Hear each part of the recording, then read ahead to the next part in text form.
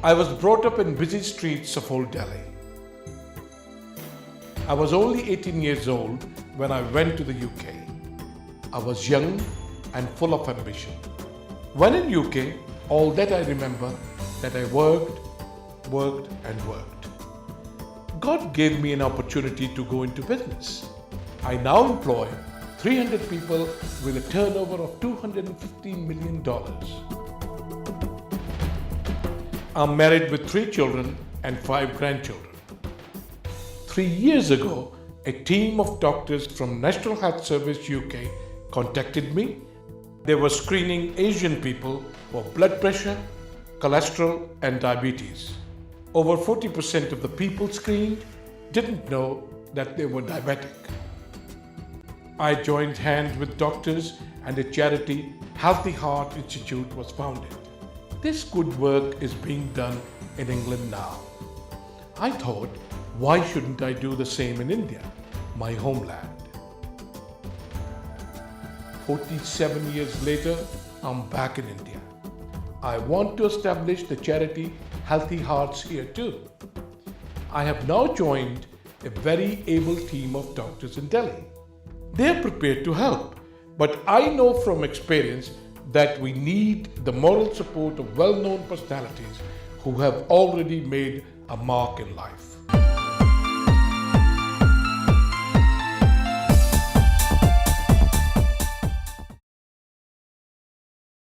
This was my short introduction. It's important to understand our project in England.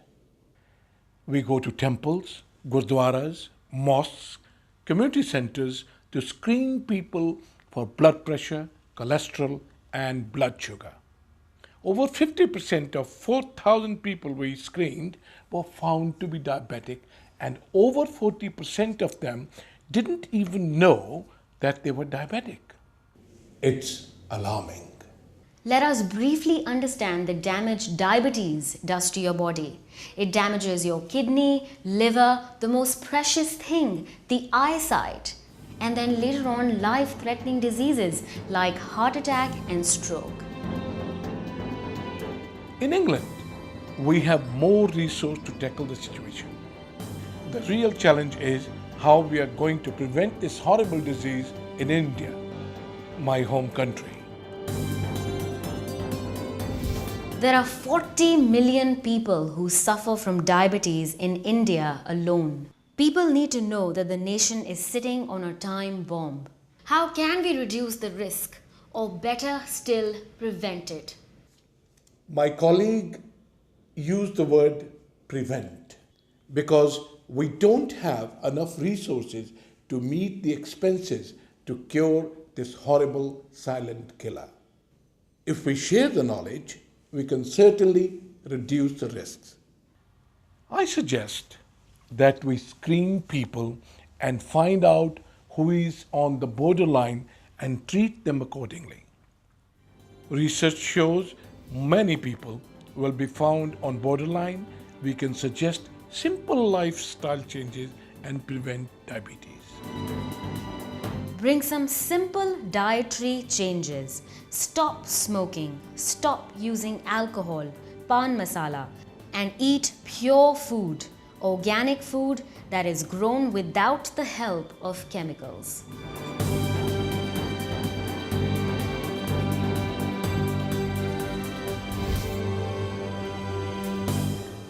It is obvious that if food is grown with the help of chemicals, it will contain residues of chemicals. This body is very robust and resilient, but it is not built to eat chemicals as a part of our diet every day. For example, if you were to take half a glass of pesticides, you will die instantly. But if you were to take a drop of pesticides diluted in a jug of water, your body will be harmed over a period of time. Doctors will detect your illness after a long time. Terminal illnesses like cancer will be caused in the future because we are eating chemical food today. This is the only option we have. We have proved that food can be better grown using cow dung, farm waste, and earthworms. Within 2 years, we found that the farmer who was dependent on chemicals has now achieved the same crop yield using natural methods growing organic food. पहले मैं दवाई डाला करता था। अभी उन दवाइयों को मैंने छोड़ दिया था। मैं ना गोबर गेरता हूँ, केंचुए वाले खाद गेरता हूँ उसमें। डीएपी और यूरिया देने से क्या होता है, उसकी डीएपी की यूरिया की मात्रा बढ़ती है। इसी तरह से शराबी को शराब पहले पवा पिलाना पड़ता है, फिर 1.5 पा होती है, वैसे शराबी बढ़ता है। ऐसे इस ज़मीन की अनाज को ये हालत होगी, नशीली बन गई है ज़मीन। इसलिए उसको अनाज को रासायनिक खाद से छुटकारा दिला कर उसको ऑर्गेनिक खेती की तरफ उसको ज़मीन को मोड़ना पड़ा मेरे को। It's interesting that last year they published the result from a European sponsored study in which they spent about £12 million and they have grown food by organic methods in Newcastle University.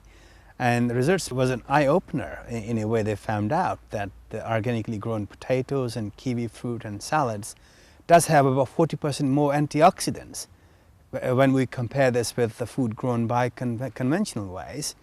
And interestingly, the animal reared on those farms have better quality milk, has got better level of antioxidants. That's to me is something that we simply cannot ignore. There's something good in organic food, and as you all be aware, that antioxidants has been linked with cancer, ischemic heart disease, and a stroke. And maybe that if you eat organically grown food, and it'll be good for you, you're going to live longer, have a healthier life, and it's good for the environment as well. Eat tasty, healthy, and more nutritious meals. Make your contribution in minimizing the effects of global warming.